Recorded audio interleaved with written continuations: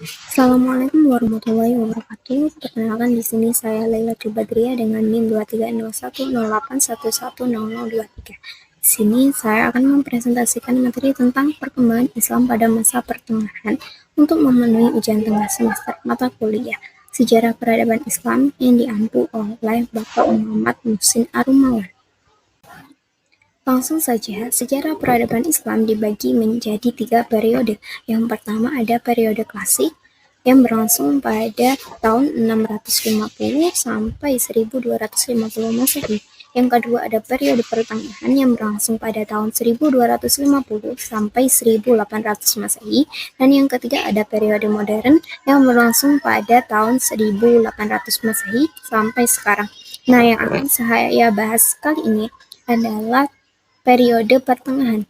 Jadi pada periode pertengahan dibagi menjadi 2 fase. Yang pertama ada fase kemunduran dan yang kedua ada fase 3 kerajaan besar.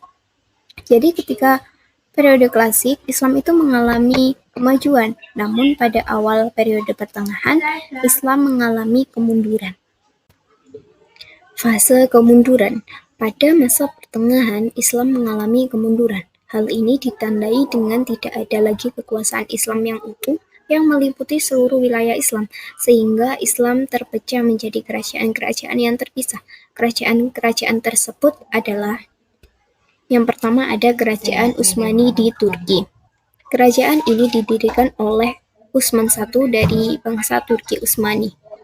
Kerajaan ini mengalami kemajuan pada masa Sultan Muhammad II pada tahun 1451 sampai 1481 dengan memperluas wilayah sampai Eropa dan menaklukkan Konstantinopel, sehingga beliau dijuluki dengan Al-Fatih. Mengalami masa keemasan pada masa Sultan Sulaiman I pada tahun 1520 sampai 1566 Masehi.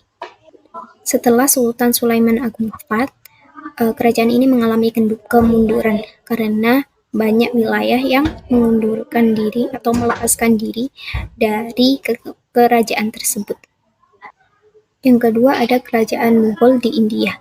Kerajaan ini didirikan oleh Zahiruddin Muhammad Babus pada tahun 1526 Masehi. Kerajaan ini berpusat di Delhi. Masa kejayaan kerajaan ini ada pada kepemimpinan Akbar Shah I, Jahangir, Shah Jahan, dan Alamgir I. Yang ketiga ada Kerajaan Safawi di Persia. Kerajaan ini didirikan oleh Shah Ismail Safawi. Mengalami kejayaan pada kepemimpinan Shah Abbas.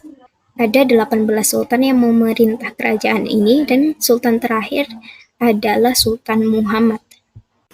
Selanjutnya, perkembangan Islam pada masa pertengahan. Jadi pada masa pertengahan, Islam itu mengalami perkembangan dalam beberapa bidang. Yang pertama, bidang ajarannya. Di India, perkembangan ajarannya berupa mendirikan masjid dan madrasah. Materi yang diajarkan di sana seperti ilmu tafsir, ilmu hadis, ilmu fikih, dan lain-lain. Sekelompok ulama di sana juga menyusun kitab berjudul Al-Fatawa Al-Hindiyah.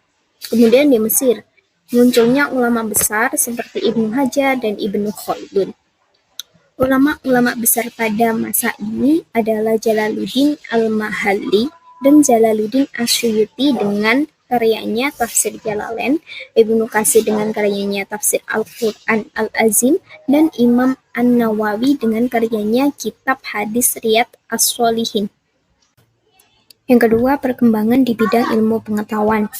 Di India, perkembangan ilmu pengetahuannya berupa mengajarkan ilmu pengetahuan umum seperti logika, filsafat, geometri, geografi, sejarah, politik, dan matematika. Di Mesir, muncul banyak cendekiawan muslim.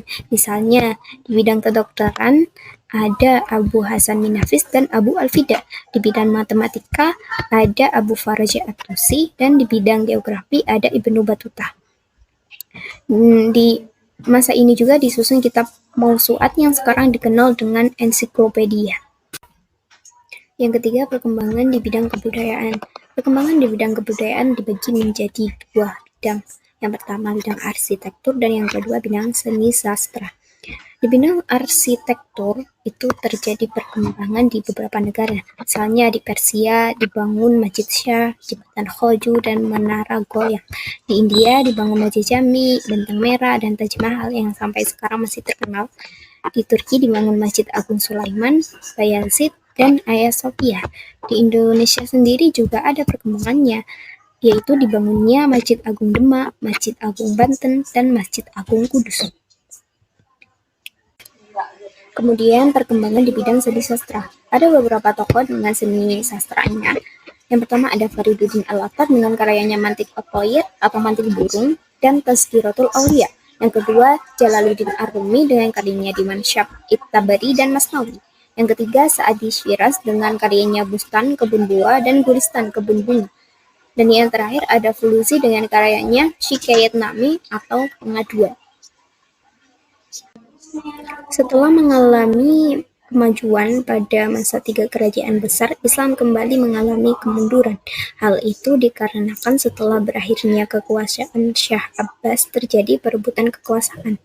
Selain itu, bangsa Eropa semakin kuat dan maju, serta kemudian menjajah negara-negara lemah, khususnya kerajaan Islam di Asia dan Afrika, sehingga berakibat umat Islam mengalami kemunduran.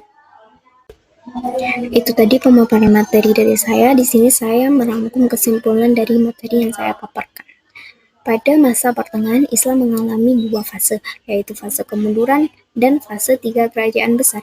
Pada fase tiga kerajaan besar, Islam mengalami beberapa kemajuan di bidang ajaran, ilmu pengetahuan, dan kebudayaan Islam. Namun setelah itu, Islam kembali mengalami kemunduran dan bangsa Eropa semakin berkembang.